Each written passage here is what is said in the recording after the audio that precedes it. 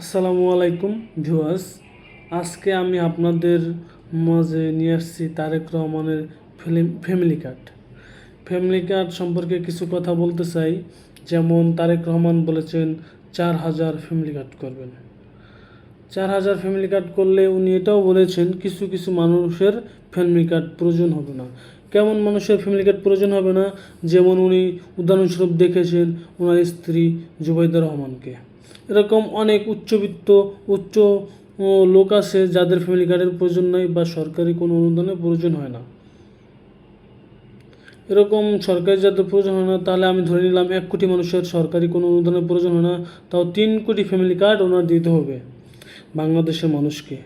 3 কোটি family card দিতে হলে ওনার 3 কোটি মানুষকে যদি প্রতি মাসে একজনকে 2500 টাকা করে দেয় একটা ফ্যামিলিকে, তাহলে ওনার 3 কোটি ফ্যামিলি 3 কোটি পূরণ 2500, তাহলে ওনার প্রতি মাসে দিতে হইব 7,500 কোটি টাকা। উনি তো এটা বলেছেন যে 1 মাসে না, 12 মাস দিবে, প্রতি মাসে দিবে। তা 12 মাস দিলে 7,500 গুণ 12, উনি দিবে 90,000 কোটি টাকা। আচ্ছা, 90,000 কোটি টাকা যদি উনি আমাদের দেয়, এই টাকাটা তো সাধারণত আমাদের মাথায় যেটা আসে, এটা বার্ষিক যে রাজস্ব বা বার্ষিক যে বার্ষিক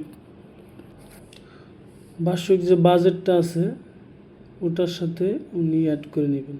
তো বার্ষিক বাজেটটা আসে সম্ভবত বিভিন্ন জায়গা থেকে, এটা আমাদের থেকে নেওয়া হয়। বার্ষিক বাজেটটা বিভিন্ন খাতে এটা ব্যয় করা হয়।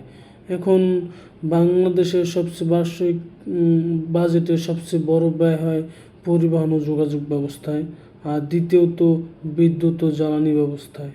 বিদ্যুৎ ও জ্বালানি ব্যবস্থায় আমাদেরকে এই দুইটা জিনিসে মিলিয়ে 90,000 কোটি টাকা ব্যয় হয়।